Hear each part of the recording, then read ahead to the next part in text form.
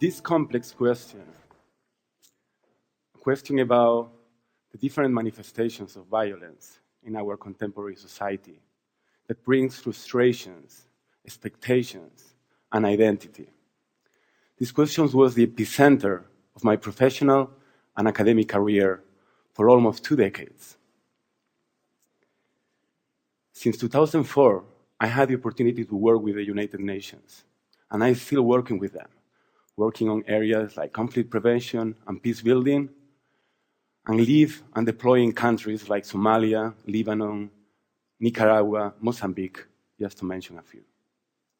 But it was perhaps during my academic career that I started to narrow down this question, to focus this question to understand violent radicalization and extremism, something that is affecting our societies today. This diagram here from the Global Terrorist Index, in a way, summarizes part of this research, while I was trying to understand the different manifestations of violence, the causes and grievances of this violence, but more important, the impact of violent radicalization on the communities, and even more important, to their identities as well. A couple of years ago, during my fieldwork, I realized that something as simple as human stories, something that could be normal to us, like listening to others, could help us to solve these questions and to understand the reality better. This could also be a tool for understanding our complexity. And that's why, a couple of years ago, I created Vignettes of Hope. Vignettes of Hope was created because I believe that storytelling is at the heart of the human experience. Stories shape our way of thinking, but also can help us to develop a collective understanding about our humanity. The stories that I'm portraying in Vignettes of Hope are documentaries that portray those people living in countries that have been affected by violent radicalization. But I'm not interested about portraying those people that are violent or those ones that are normally portrayed in those mainstream media. I'm interested about the vast majority of those communities that have decided, even if they suffer this kind of violence, have decided to opt for a peaceful and positive behaviors.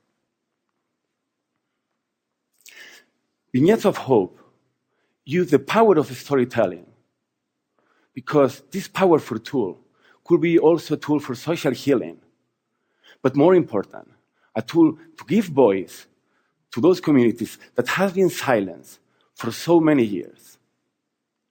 This initiative as well was created to challenge those mainstream media that normally are portraying those communities as hateful and violent ones. The nature of this initiative could be understood by an African proverb that says that until the lion knows how to write, every single story will be always glorifying the hunter. And that is what we're trying to do in Vignettes of Hope.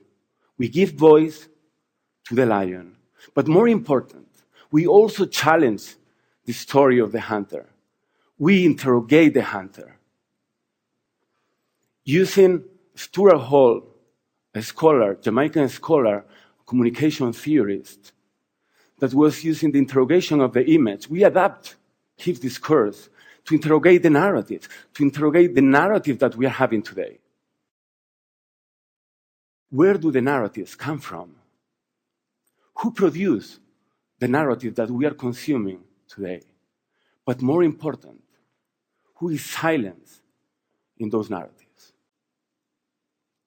By answering those questions, we will be able to accept and to promote as well alternative stories, alternative narratives. But also, will be very important as well to promote a social understanding.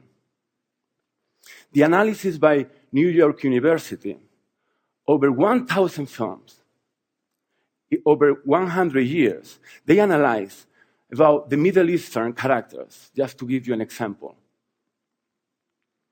In all those 1,000 films, all references about those Middle Eastern characters, only 12 were positive ones, 52 were neutral, and the rest, almost 95%, were negative ones.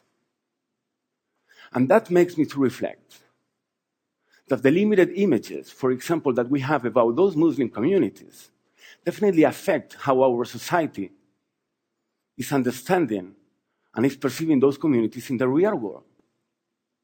And now you could tell me, I saw some of those films. I enjoy those films. And here is my suggestion to you. Use again the interrogation of the image, the interrogation of those narratives. Who is silenced in those films? Who produced those films? And what is the links to the power structures? Today, I want to invite you to be conscious about the things that you don't see. There is a communication theorist and philosopher, Professor McLuhan. He used to use this quote and saying, "We do not know who invented the water, but definitely it wasn't a fish."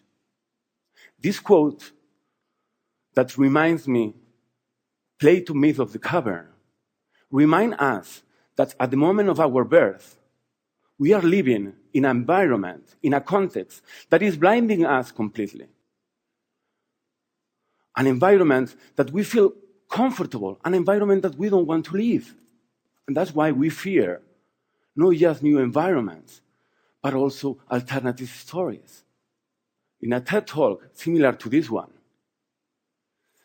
Chimamanda Ngozi Adichie said, there is nothing wrong with stereotypes. Stereotypes are not necessarily untrue. The problem with the stereotypes is that they only tell us one story, and it became the only story. In order to fight for these incomplete stories, to these incomplete stereotypes, what I'm suggesting is to fight the stereotype, to confront the stereotype with itself, to occupy the fixed territory of the stereotype, and fill this territory with alternative images, alternative narratives, almost to a level that the stereotype will become ridiculous.